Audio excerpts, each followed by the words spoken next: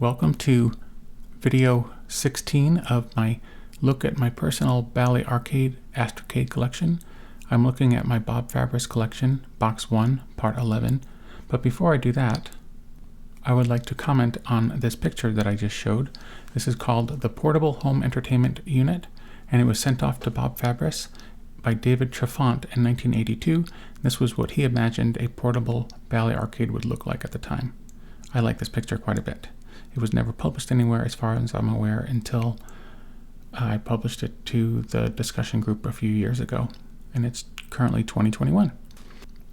In this video, I'm going to cover two folders. Both of them are black Astrocade folders, and they were from Astrovision from the re-release of the Bally Arcade, and these were available at the January 1982 Consumer Electronics Show at the CES in Las Vegas, and one of them contains press releases and the second one contains more press releases in addition to a meeting agenda sheet that Bob Fabris attended. And then there is a second or another black Astrocade folder that's covered in the what's coming up part of the series, and that contains magazine articles and CES flyers from about 1983. Welcome back. This is my 16th part in my series where I look at my personal Bally Arcade Astrocade collection. This is the outside of box 1 of the Bob Fabris collection, and this is the 11th part of this series that covers what is in this box. Every single previous video I would take everything out of here, but it's getting to be a pain because there's so much, so I'm not going to do that anymore. I'm covering what's in the back of this box. I'll show what I covered last time and what I'll be covering today in just a moment. I do want to say that I'm expecting some phone calls, so if this video has some weird edits in it, it's because I had to take those phone calls and then I just edited out part of the end of a segment. But that's the way it goes. And also, I was just peeling some green chili since I live here in New Mexico, and my hands are sort of burning and they're sort of red.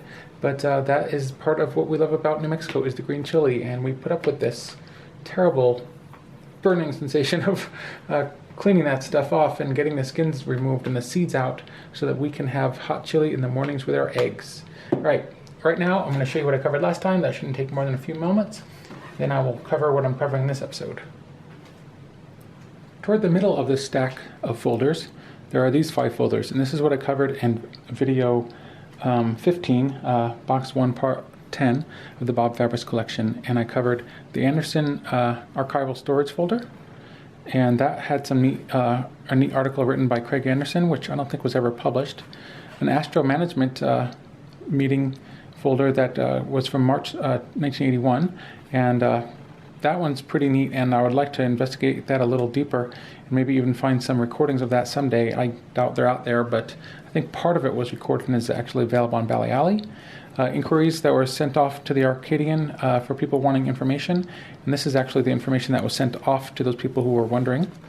Another folder called Letters and Orders, and this was an order for that was almost $850. That was for a whole bunch of stuff from Bob Fabris. Only part of that order could be filled. And finally, an unlabeled folder that has the dealer kit right there.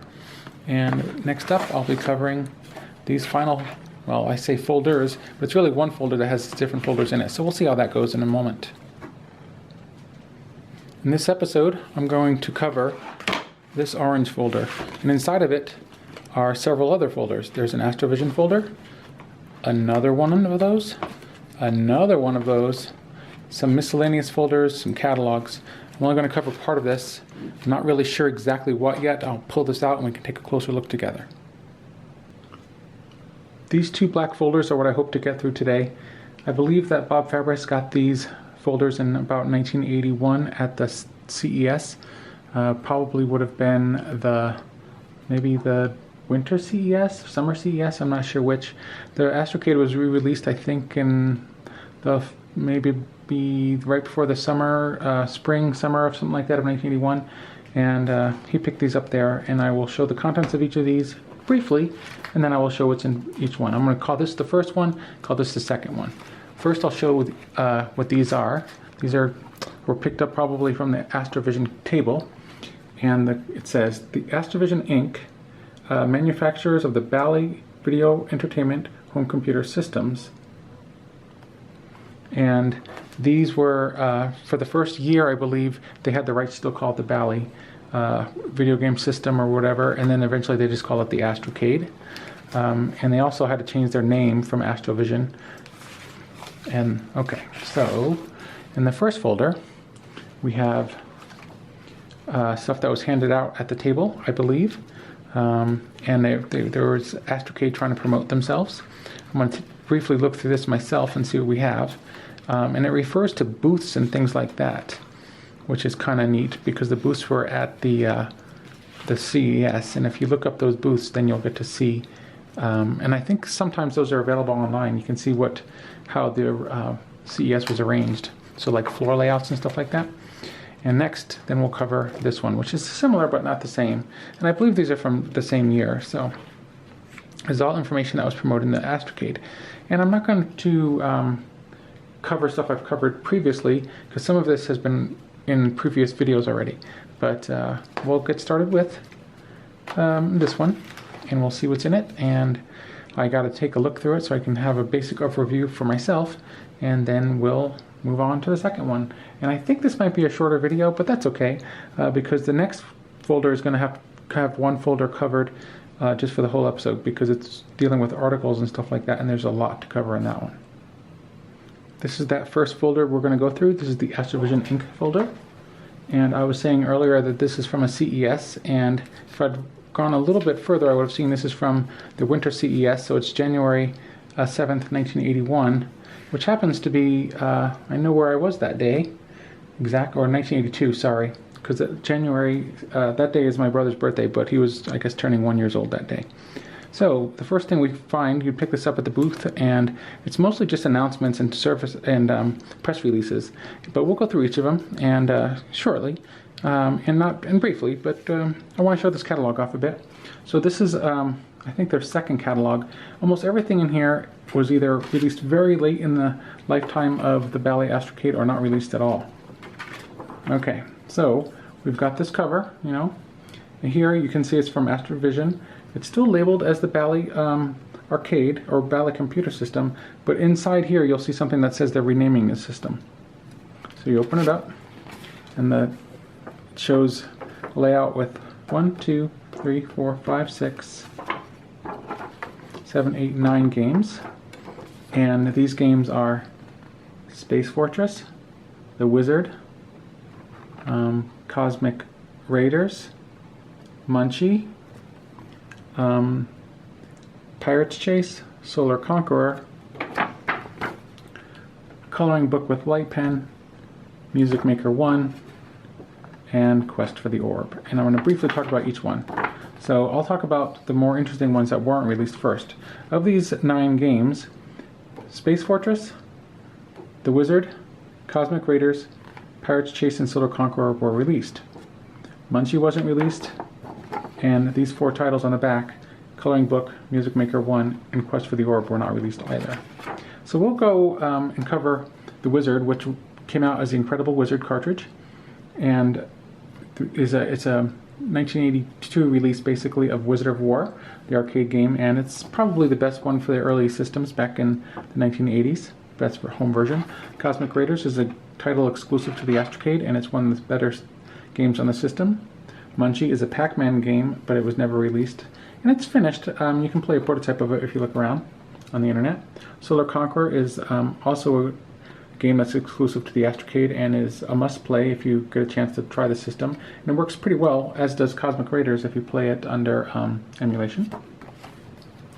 Coloring Book with Light Pen, never released, and there's no way to really try it out.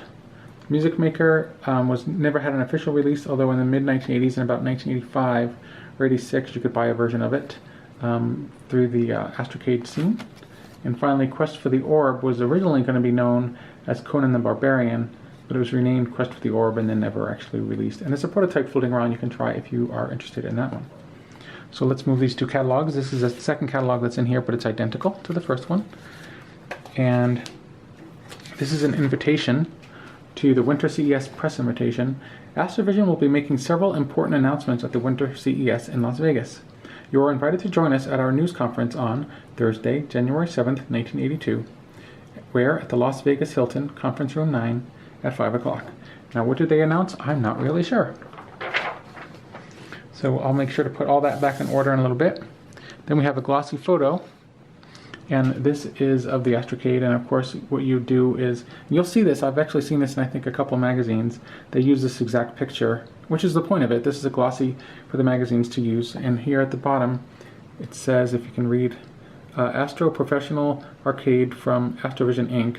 And it was never really released with this title, although in some magazine ads you'll see that they were working on having something with that title, because this keypad overlay, this dust cover, this plastic dust cover that fits over the top of the Astrocade, has that title there, but there's never been one that's surfaced with that name.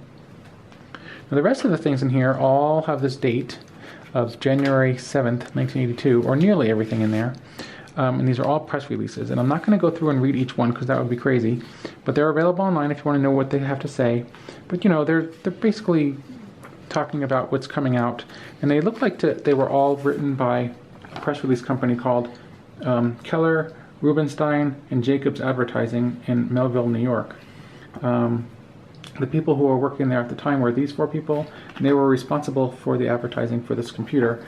I don't know too much about them. Really, I don't know anything about them, but this is what they're talking about. I think they're talking about Music Maker here. Astro Professional's Arcade, Advanced Animation, Electronic Music, and Sound Synthesis Capabilities. So they're actually just talking about the hardware itself, the console. Next up, we have Galactic Invasion Video Game Contest, slated for CES. And I'm not sure what that was about, but Galactic Invasion is actually the name for the cartridge that is a home port of Galaxian. And let's see, we'll just see what it says. Columbus, Ohio. The World Championship player of the Bally Arcade Galactic Invasion video game will take on all challengers at the Consumer Electronics Show in Las Vegas. Mike Kolar, 14, of Naperville, Illinois, has racked up a 3,500 score at level 9 in Galactic Invasion, which is actually seems impossible to me, because if you start off on level 9, it's so fast I can't play the game. The Astro Professional Arcade, formerly the Bally Professional Arcade, video game version of Bally's coin-op Galaxian game. So he has been playing it half an hour a day since 1981 and is unbeaten. He says, "The game develops good hand coordination and a winning attitude. I plan to become a very successful business executive," he adds. Not bad for a 14-year-old, right? It says, "You can challenge the champ at CES booth 940 on January 7th or 8th. All winners will be awarded an Astro Professional Arcade video game." Well, that's pretty cool. If anyone participated in that or even heard about it, I'd like to know how that worked. Then we have another news announcement that's talking about, it says, I'm not going to read this one in as much detail. Astrovision attacks Atari Space. New TV commercial features dramatic video game sequences, and that commercial can be seen on YouTube. There's a spot of it. But it basically says that they're spending $10 million in 1982 on TV advertising. Now, if that came to pass, I don't know. Then we have another announcement that says, Astrovision introduces graphics video game computer that talks at CES. And this is talking about this Z-Grass, which never did come out. And this version of the Z-Grass, and it always had different ideas what was going to be in it. It was going to feature the Votrax chip, which was a sound synthesis chip that sounded kind of like a TI-99 voice synthesis did, maybe a little better. But it says that it was used in such popular games as Gorf and Wizard of War. So you've probably heard what it does sound like. Here it says, Astrovision introduced an enhanced Astro Basic at CES. So before this, I thought that Astro Basic came out earlier, but perhaps it didn't. Let's see, it says enhanced Astro Basic comes in a plug-in cartridge, and you can load games in only 20 seconds, or load any programs in 20 seconds, which is true. And this talks about some of the extra capabilities of it. But this is the one that ended up shipping with the Astrocade. So maybe when the Astrocade was re-released, it didn't originally come with this, and it just came with a game. I always thought it did ship with this. I don't know. I feel kind of ignorant for not knowing that, since my site is ballyalley.com. Here we have they're gearing up to make up $100 million in video game sales in 1982. And since they're basically out of business within a year or two from here, I'm guessing that did not happen. But I do love this quote. It's Ray George, it just says what it says. Columbus, Ohio, Astrovision co-founder Ray George is forecasting an explosive 1,000% growth for his video game company for 1982, matching 1981's 1,000% growth from $1 million to over $10 million. Quote, he says, "We expect to hit $100 million in sales in 1982 and top $1 billion by 1985, says Mr. George. His optimism is based on the overwhelming demand for the company's Bally Professional Arcade video game, renamed the Astro Professional Arcade. So basically, this is just another article, and the idea behind these is they'd be like magazines that promoted news of the industry, and they'd take these and just reprint them whole cloth without making any changes. So I've never seen something like this done for others. Well, other systems had it done, but I've never seen a reprint of an Astrocade press release in another magazine, which is not the case for like stuff from Atari. You'll see some of that like in Byte magazine, or like Info World, I think, was another magazine that would just print stuff like nearly the same as came out as the press release.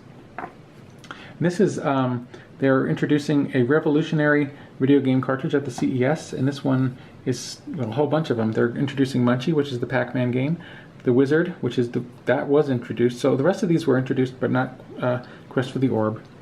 And it talks about those and what should have been in them. Whoops, it is. Next up, we have Astrovision introduces the Wizard at the video game at the CES, and that did come out. And if you get a chance, play it. It can be emulated very well and easily using the MAME emulator. Just give it a try. Of course, it doesn't play as good as the coin-op game, but then again, the coin-op game cost thousands of dollars. In the early 1980s and 1980 when it was released, and this cartridge would have cost $30. But it is definitely, if you compare it between, say, the 2600 version and this one, it is much better on the Astrocade. In fact, there's no comparison. It's like flicker hell on the 2600. This is another press release where they're introducing the Music Maker cartridge, which did not get released. And finally, this is not a press release, but it's a photocopy, a poor photocopy at that, of what I think it's just another product description of the Bally Arcade. I think I might have shown this in a previous video, and this is from the specs from July 8th, 1981, which you can see right there, and it talks about screen resolutions and what's got what, and it's comparing it to other systems. In this case, it's comparing it to, let's see, the Bally Professional Arcade, the MP1000, which wasn't even available, I don't think, anymore at this time, the VCS, so the 2600, the Odyssey 2, and I've talked about this before in a previous episode, so I won't continue to talk about that. But I've got a lot of episodes now, so check out my previous ones, and this, again, I think this is video 16. Whoops, I just knocked the camera, sorry about that. I'll put this away and go into the next folder. Here is the second folder. Looks just like the first one, so I won't cover the outside of it again. This one has more information that was available at the CES booth from January 1982. And this is a flyer. It's just the front of it. There's no back. It's just white on this side. And this is talking about, it's an ad. It was a video. I guess it was supposed to be a commercial that came out. It says, "Arcade doesn't just play games." And I'll give you a little close-up of each little panel. The Bally Arcade, a new video computer system that gives you more than Atari or Intellivision. Arcade gives you 4-player capability. An incredible 256 colors. Arcade has features the others don't. A built-in music synthesizer, 3 built-in games, and a calculator. And Bally Basic, making the arcade a personal home computer. Arcade doesn't just play games. It's a pretty good commercial. If you can find it online, take a look at it. And this is a flyer. I think I covered this one a little bit in the last episode, but I'll cover it again since I do dig it. So it looks like this on the front. On the back, it looks like this. This has got the Z-Grass 32, and of course that never was released. Then we have the inside that has screenshots. And since I did cover it in the last episode, I showed it pretty good and I talked about it a little bit more. Maybe I shouldn't do these previews anymore because I think I covered like this folder for about 5 minutes. But I will show what it has here. Again, just briefly. So here's the system. This is what they were promoting in 1982. They've got the football game, which is a game from the 1970s. Bally Pin, which is, it's strange that the system is, I guess this is still the original name for the system. And Astro Battle, which is Galaxian. It would be great if they could have kept the original names of the games. Let's see, inside we show the controllers. Now these controllers here came 2 in a box. Originally in 1978, if you were to buy those, they were $60 for a package of 2. That's, I don't know how much that would have been now, but it's a lot. Here's a new version of Astro Basic. So compare that to the one that was shown on the previous page, and you can see that it is different, and it's a different package. And this one has a built-in, if you can see it, 2000 baud interface. And again, here's the Z-Grass, but that never was released, and I'm not going to cover that at all. And then we have, it's a sales meeting that would have taken place. So on the agenda, this is a sales meeting from January 6th, 1982. Hopefully this is in focus. And it's talking, it goes from 2 to 7. Mr. Ray George, who I think was the president of the company, does an introduction. Tom Meeks, he introduces the new Astro Basic. Bernie Scherf, how to distribute and service your distributors, and questions and answers. And Bob Ogden talks about some of the new programs that were coming out, and he programmed some of those games. Tom Meeks talks about the Z-Grass, and finally, gotta have a 2-hour cocktail hour. In November of 1981, in the Detroit Free Press, there was an article, and this is a pretty cool little picture. It's people playing a home video game system, and it's not actually just an Astrocade. They're playing on some made-up controllers. But Dan Dorfman has an article called Getting a Blast Out of Home Video Games. This is just an article that covers the Astrocade and how it works. And let's see. Then we have a magazine article from January 1982 in a magazine called Venture on page 28. And it says, on a fast track, an obscure video game firm projects stratospheric revenues of $100 million 2 years after buying a losing division from Bally. And this is a picture of Ray George, and they actually weren't able to do it. I did not read this article, but I probably should because it's pretty darn neat. I'm not going to read it out loud here, but if you get a chance, look it up online and you should be able to find it. Okay, going on to this next folder here. Not the next folder, but the second flap of the first folder.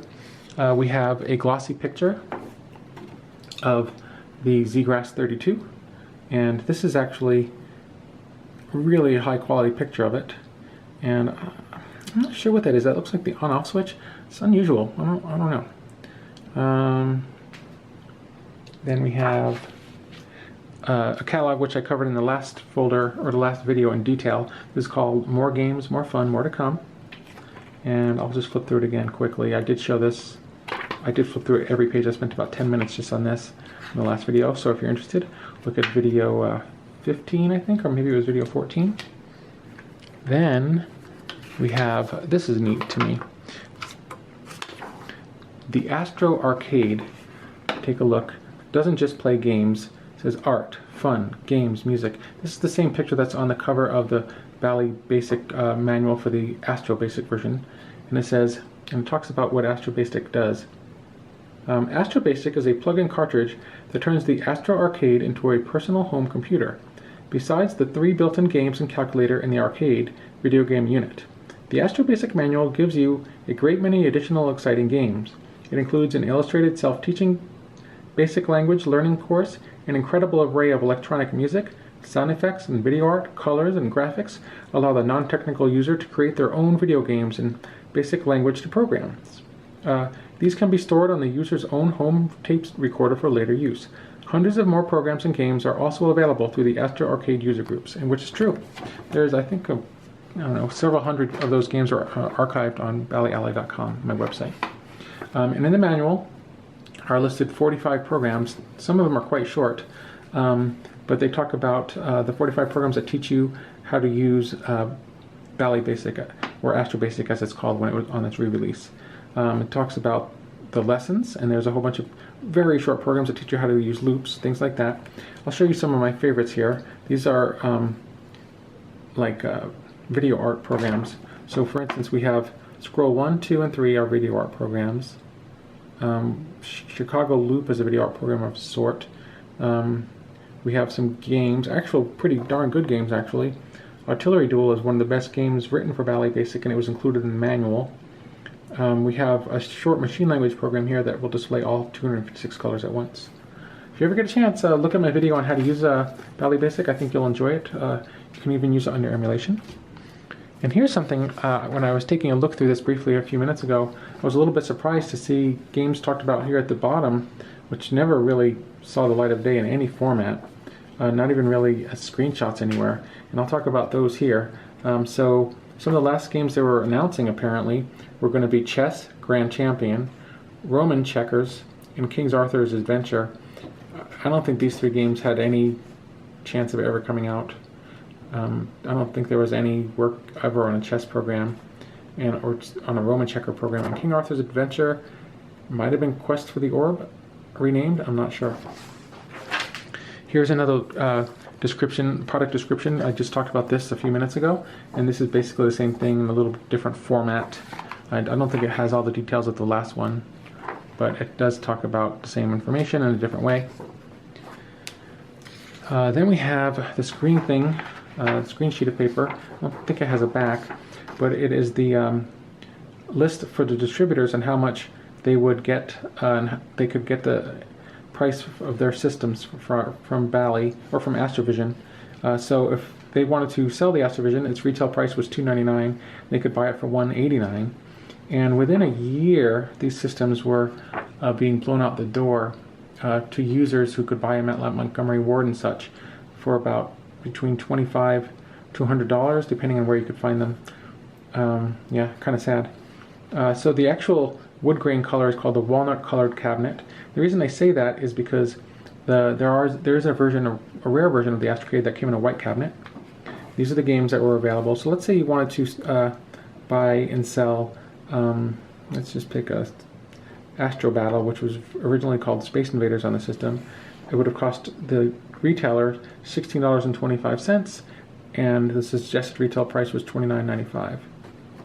And here's the Z-Grass keyboard. It would have cost them $340, and it would have sold for $599. But that system never came out.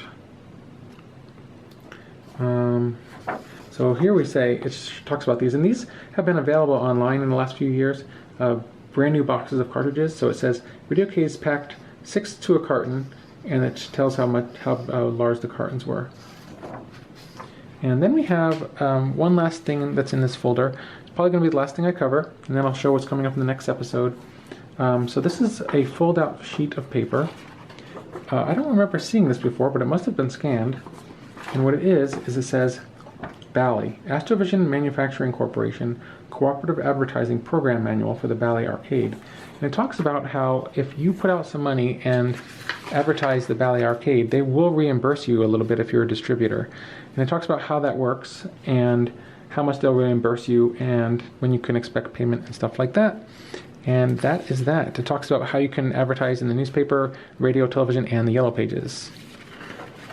And the formats and stuff like that. So that is what has been covered in these two folders, and I'm going to cover what's coming up in the next episode. The next video is only going to cover, I believe, this one folder. This is the last of the three that look all the same, where they're all black. And I did cover this one in the last episode, saying I was going to possibly cover it in this episode, but it's just way too much information, and I do need to read some of this to actually cover it. We have an article called The House That Pac Built, obviously talking about Pac-Man and Midway. And this is from Electronic Games. And I think what I'll try to do is I'll read ahead a bit. The next one, probably won't make the next one for at least a week, and I'll read some of or reread some of these articles, and I will talk about what's in them, in case you're curious. Bruce Yeager wrote this game, and he actually, about 20 years ago, popped up on a group, and I asked him some questions about it, if I recall. So this is from Creative Computing. Here's an article from a magazine called, well, it doesn't matter. I'll just flip through these quickly. There's some stuff that's torn out. There's, It's interesting that all this is in here. I never would have found this otherwise. Chicago Magazine. Does that cover the Astrocade in some way? I wonder. Maybe so. I'm just going to keep on flipping through. Yeah, I don't know why that's in there. But it is. Timex 2000 series computers to be even more popular than 1000. So I'll mention it when I get to it. But I have an Amiga, not an Amiga, a Timex 2068, and I do plan to do a video about that one of these days. Game Line. This is what became America Online, and I saw that America Online is being sold again, as I saw that in a headline this morning. Let's see. This is about that. These are lamps. I probably won't cover that at all. Here's the Astrovision Atom. That is teeny tiny speakers on a girl with puffy hair. The Spectro Video computer. I'll just open that up in case you haven't seen my preview from last time. This is a CPM system. Not CPM. Well, the system that came out overseas. I forget what it's called now. Uses a Z80 overlay. This is a piece of information. And again, all of this was handed out at the CES, and I guess Bob Fabris probably picked all this up. A Laserdisc player. Some more information. Products for 1983. Let's see.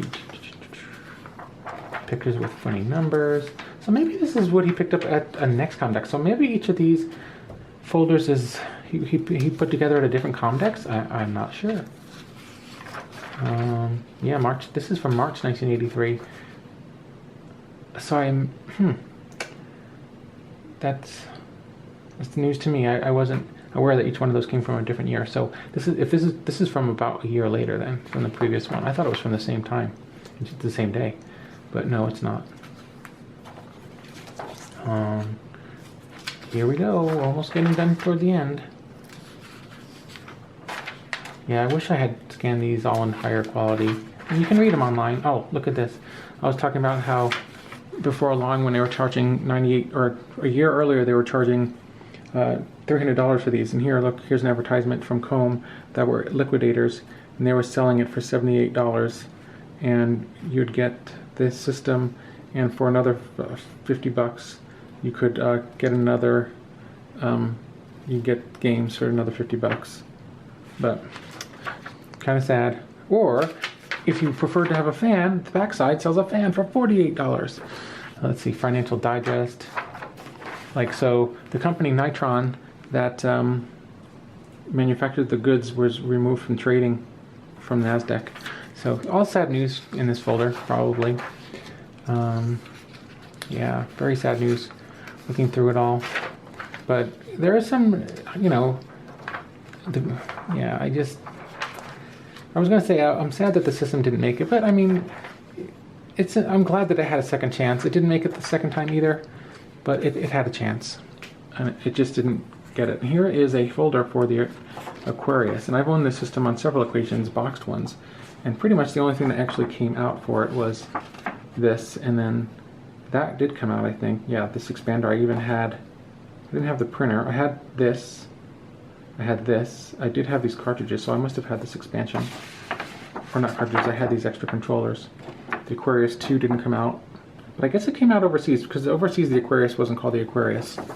Yeah, I don't know too much about it, but it's a system that was being put out by Intellivision, or Mattel Electronics, and it failed miserably.